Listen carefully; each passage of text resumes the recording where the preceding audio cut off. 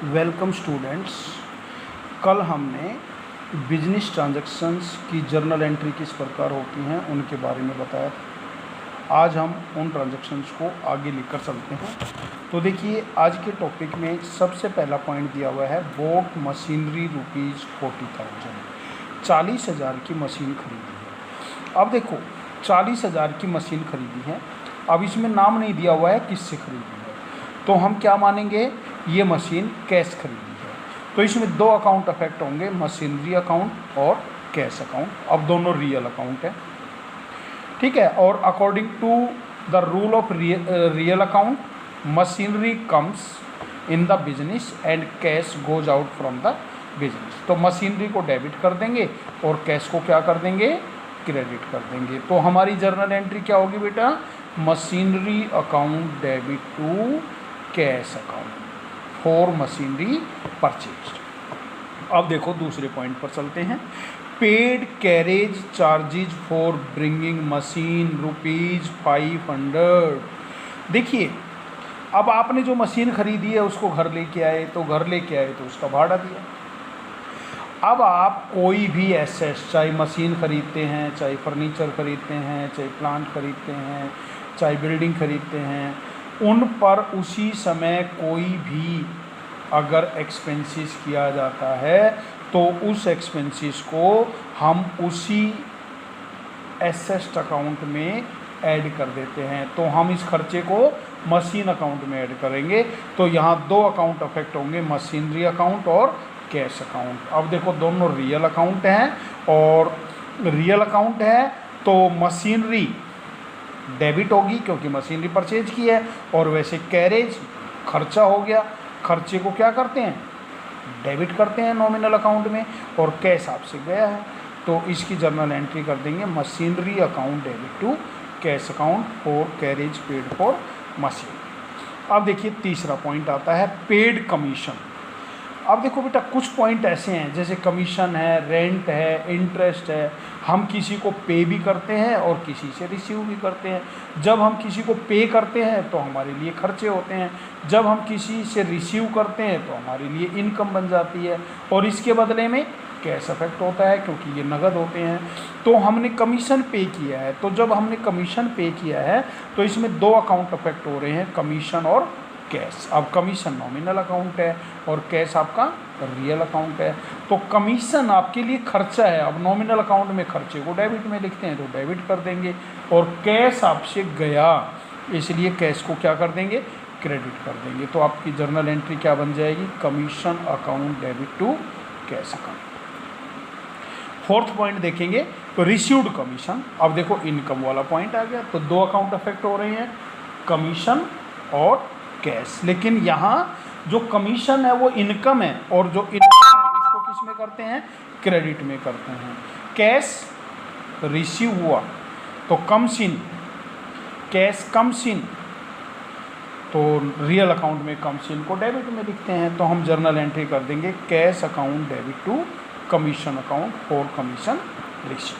Number 5 पे आएंगे। तो देखिए नंबर 5 क्या कहता है, नंबर 5 कहता है आपको cash sales ₹20,000 of which ₹12,000 deposit into bank. देखिए 20,000 का माल नगद बेच दिया आपने, अब आपके पास 20,000 आए, तो 20,000 में से 12,000 तो उसी समय बैंक में जमा करा दिया आपने, 8,000 रुपये आपके पास कैश बच गया। तो यहाँ 3 अकाउंट होंगे, सेल, कैश, बैंक। कितने अकाउंट हो गए, sales account, cash account, bank account. अब देखिए, सेल नॉमिनल हो गया क्योंकि आपकी रिवेन्यू इनकम हो गई, कैश क्या हो गया, रियल अकाउंट हो गया, और बैंक इंस्टीट्यूशन पर्सनल अकाउंट हो गया। तो देखिए बैंक कैश का रिसीवर हो गया, पर्सनल अकाउंट में रिसीवर को डेबिट में करते हैं। कैश आपके पास आया, माल बेचा तो कैश आया, तो रियल अकाउंट में व्हाट कम्स इन को डेबिट करते हैं, और सेल्स रेवेन्यू यानी इनकम हो गई तो इनकम को नॉमिनल अकाउंट में क्या करते हैं, क्रेडिट करते हैं। तो cash account debit 8,000, bank account debit 12,000, to sales account 20,000, 4 cash sales out of which 12,000 deposit into bank. 6 number पे चलेंगे। 6 नंबर क्या कहता है, गुड्स रिटर्न फ्रॉम अजय। अब देखिए अजय को पहले आपने माल बेचा था, अब जो आपने माल बेचा किसी भी कारण से, हो सकता है गुड्स डिफेक्टिव हो और कोई रीज़न हो सकता है, अजय से सारा माल भी वापस आ सकता है, उसका कुछ पार्ट भी वापस आ सकता है, तो अजय से 6,000 का माल वापस आ गया। तो देखिए एक तो इसमें अजय अफेक्ट हो रहा है, एक इसमें जब हमने माल बेचा था तो सेल अफेक्ट हुआ था, सेल्स अकाउंट। अब सेल्स के आगे रिटर्न वर्ड लगा देंगे, sales return account. Sales return को रिटर्न इनवर्ड के नाम से भी जानते हैं, तो हम क्या करेंगे, सेल्स रिटर्न अकाउंट लगा देंगे इसके साथ। ये नॉमिनल अकाउंट हो गया, अजय पर्सनल अकाउंट हो गया। अब देखिए सेल्स रिटर्न नॉमिनल अकाउंट हो गया। अब सेल्स रेवेन्यू था, जब हमने माल सेल्स किया था उस समय इनकम हुई थी आपकी, लेकिन वापस हो गया तो वो इनकम रिड्यूस हो गई, माइनस हो गई, तो यहाँ उल्टा कर देंगे, सेल्स रिटर्न को डेबिट कर देंगे और उसको गिवर है अजय, पर्सनल अकाउंट में गिवर को क्या करेंगे, क्रेडिट कर देंगे। तो आपकी जर्नल एंट्री हो जाएगी sales return account debit to Ajay.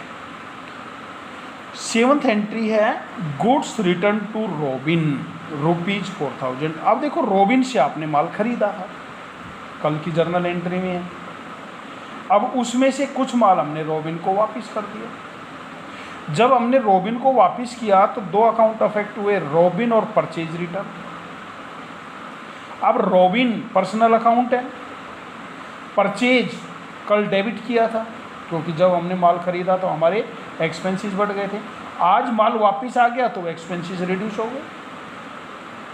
तो यहाँ कल परचेज को डेबिट किया था तो परचेज रिटर्न को क्या करेंगे, क्रेडिट कर देंगे। और अजय रॉबिन जो है उस माल का क्या हो गया, रिसीवर हो गया। तो हम क्या जर्नल एंट्री कर देंगे, Robin debit to purchase return 4,000 रुपये for goods return to Robin. तो बेटा आज के जो टॉपिक है उसमें मैंने आपको 7 जर्नल एंट्री के बारे में बताया है, बिल्कुल उसमें चेंज है जो कल कराई थी उससे, और इन्हीं 7 से रिलेटेड जो जर्नल एंट्री हैं उन जर्नल एंट्री को मैं आपको दे रहा हूँ। तो इसमें जैसे पहला बोर्ड फर्नीचर जो मैंने एग्जाम्पल कराया उसमें मशीनरी था तो मशीनरी की जगह फर्नीचर आ गया। दूसरा पेड कैरेज चार्जेज फॉर, अब वही पॉइंट है, फर्नीचर का कैरेज हो गया यहाँ। पेड इंटरेस्ट, वहाँ कमीशन था, यहाँ इंटरेस्ट वर्ड आ गया, इंटरेस्ट रिसीव्ड हुआ।